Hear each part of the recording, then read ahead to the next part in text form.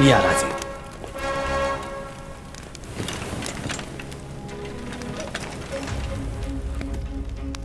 कोयाजी, जी रायाजी कुठे आहेत? राजा ते वाटेवर आहेत उतरायच्या. मग आज कोण कोण आहे आमच्या सभेत? राज हिरडस मावळातलं 600 मावळं आहेत आपल्या बरोबर. हे आहेत आमचं बांदलगडी, वाघोजी, शंकराजी, पिलाजीराव, यशवंतरावजी बांदल. राज हुबा हिरडस मावळ गाजवणारे हे आहेत खाटपे, तुकोजी चोर, विचारे, गव्हाणे, चिकणे, खुटवड आणि साळुंके. ज्यांची तलवार काय बरची बी दुश्मनावर भारी पडती या ते आहेत हे बरची 72 दामगुडे. हे आहेत दुश्मनांची शिर उतरवणारे शिरवले. अहो राजा, अजून कुणा कुणाची नावं घेऊ मी? आम्ही समदे म्हणजे बांदलांची सेना, आणि या सेनेतला प्रत्येक बांदलवीर तुमच्यावरून जीव ववाळून टाकायला तयार आहे राजा. होय राजे, आपल्याच सांगीप्रमाणे 600 धारदार मावळा आपल्या सोबत असणार आहे. आणि हो, आपले मेहुणे शंभूसिंह जाधवराव हे सुद्धा आपल्या सवय. आम्ही आहोत राज.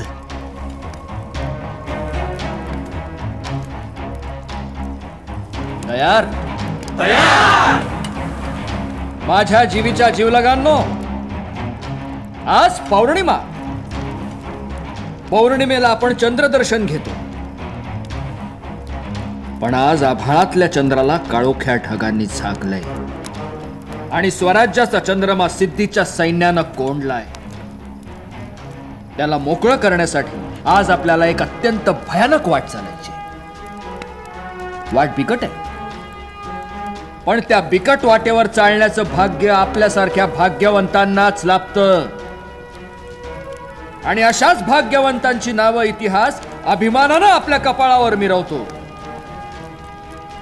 आपला घास घेण्यासाठी आपला वैरी तिथं काळ दाढा वासून खालून आसुरी आनंदानं आपल्याकडे पाहतोय. त्याला हे माहित नाही की आम्ही मृत्यूच्या अकराळ विकराळ दाढा पाहून त्याला घाबरत नसतो. आम्ही त्या मोजून त्याच्याच घशात घालत असतो.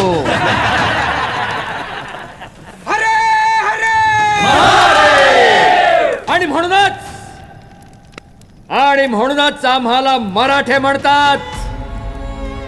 माझ्या मानी मराठ्यांनो, चला चला, आज सह्याद्रीच्या जंगलाच्या दाट ढगांमधून स्वराज्याच्या स्वर्गाची वाट शोधूया. चला चला, आज आभाळातल्या चंद्राला आपल्या 600 समशेरींच्या 600 चंद्रकलांचं दर्शन आपण घडवूया. हरा हरा हरा हरा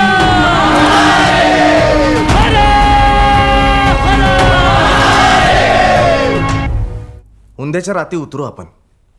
उद्या?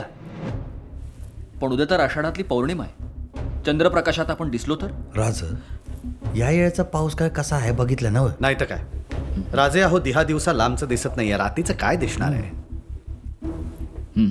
पुढं आपल्या बरोबर पालख्या राहतील राज. एका पालखीमध्ये शिवा असेल. वैजी पण नाईक शिवा राज, आपलं एक जास्त राहील. शिवा वेगळ्या वाटेने येईल. गस्तीची पथकं हुकली का पालखी तिथंच सोडून आपल्याला येऊन मिळेल की. हा, आपण फक्त एक करायचं. आपण खाली उतरपतूर गनिमाला आपला सुगावा लागणार नाही तेवढं बघायचं. महाराज, अनुभवाने एक सुचव. त्र्यंबक पंत, तुम्ही पन्हाळ्याचे किल्लेदार, बोला.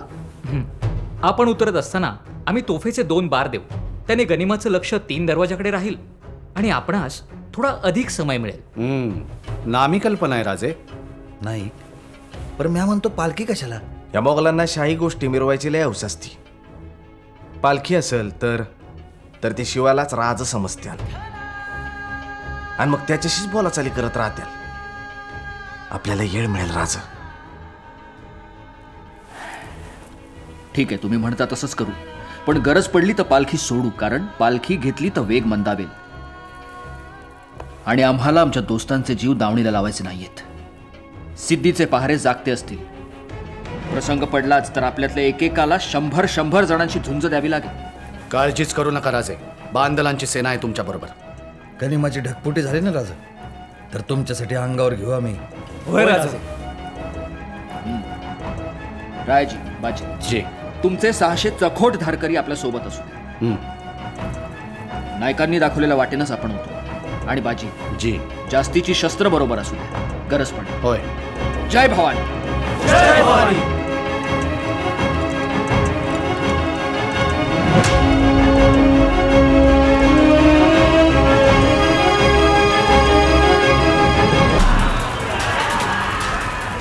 रात्रीचे 4ही प्रहर जांघड जांघड चिखलातून आम्ही धावत होतो.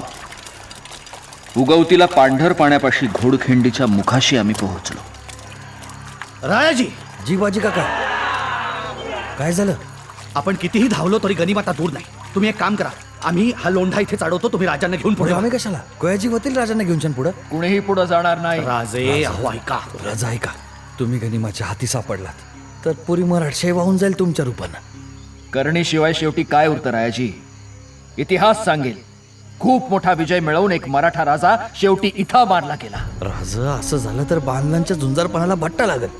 पुढच्या पिढ्या विचारतील, बांदल होते नव तिथं, काय करत होते? ते असताना राजांच्या केसाला धक्का कसा लागला? मग बांदलांनी सांगावं की राजा हट्टाला पेटला, नाही ऐकलं त्यानं आमचं. चला आता गनिमाला सामोरे जाऊ. राजे, पुरे झाला युक्तिवाद. वेळ नाही आपल्याकडे. पण बाजी, वेळ ओळखा राजे. उगाच एरेला पेटून मराठा देश, आशा, कर्तबगारी अशी धोक्यात टाकू नका. तिकडे आऊसाहेब वाटेकडे डोळे लावून बसले असतील.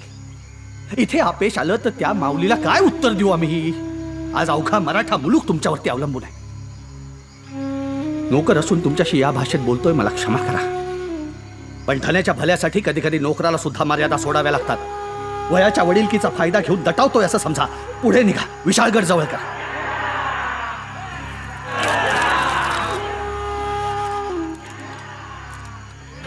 गोयाजी, होय बाजी.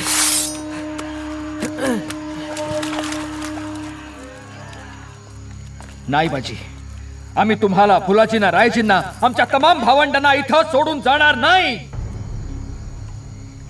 काळजी नका करू राजे.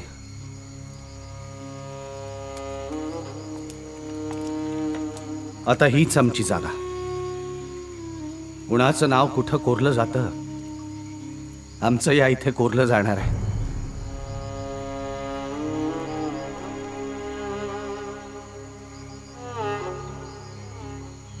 राजे, हेच आमचं वैकुंठ, हीच आमची पंढरी. आजचा उत्सव साजरा करू द्या. पांडुरंगाबरोबर त्याच्या भक्ताचं नाव जोडलं जातं, तसं तुमच्याबरोबर आमचं नाव जोडलं जाण्याची ही संधी अशी हिरावून घेऊ नका. नाही बाजी. राजे, माझ्या डोळ्या देखत मी तुमचं बरं वाईट झालेलं बघू शकणार नाही. राजे, लाख मेले तरी चालतील, लाखाचा पोशिंदा जगलाच पाहिजे. पण बाजी, पुरे झालं. तुम्ही माझं ऐकलं नाही तर ही तुमची कट्यार माझ्या काळजात खुपसून तुमच्या पायावरती रक्ताचा सडा सांडली. मग खुशाल लढायचं असेल तर लढा.